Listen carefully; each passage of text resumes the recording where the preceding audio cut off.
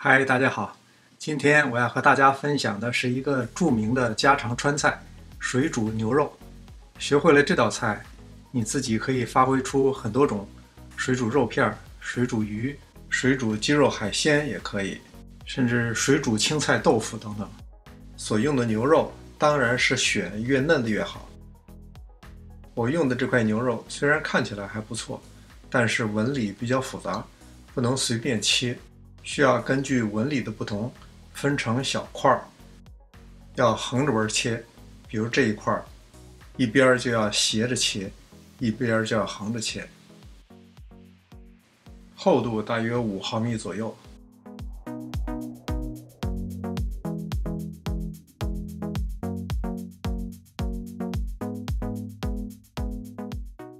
切好以后，需要姜一下肉，加少许的盐、胡椒粉、料酒、酱油，再加一个鸡蛋清，抓匀以后备用。接下来再准备一下蔬菜和调料，配菜用白菜、莴笋、豆芽、生菜都可以。川菜的麻辣口味并不是简单的加入花椒和辣椒，前期的炒制非常关键，一定要用小火慢慢炒，不要炒糊。除了花椒，我还加了一点麻椒，当看到辣椒有一点变色就可以了。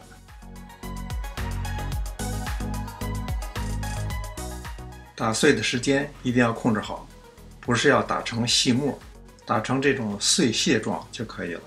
这时候满屋都是迷人的麻辣香味儿。接下来开火先炒一下蔬菜，白菜不容易熟，要先炒。白菜炒至3-4成熟就可以加入莴笋，加入适量的盐，炒至6-7成熟就可以出锅装盘。这一步是用蔬菜先打底。煸豆瓣酱的时候，一定要用小火慢慢的煎。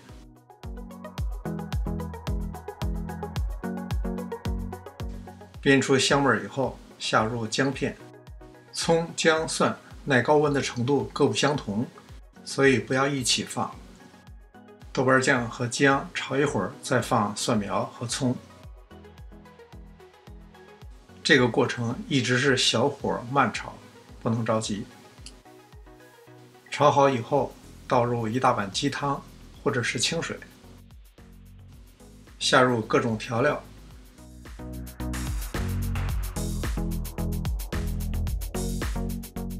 大火烧开以后煮5分钟，关火。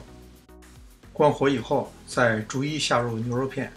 这样做的目的，一个是让牛肉片舒展，另外一个就是不至于前面已经熟了，后面还没有下完。牛肉片全都放进来以后，大火烧开，此时一定要控制好时间。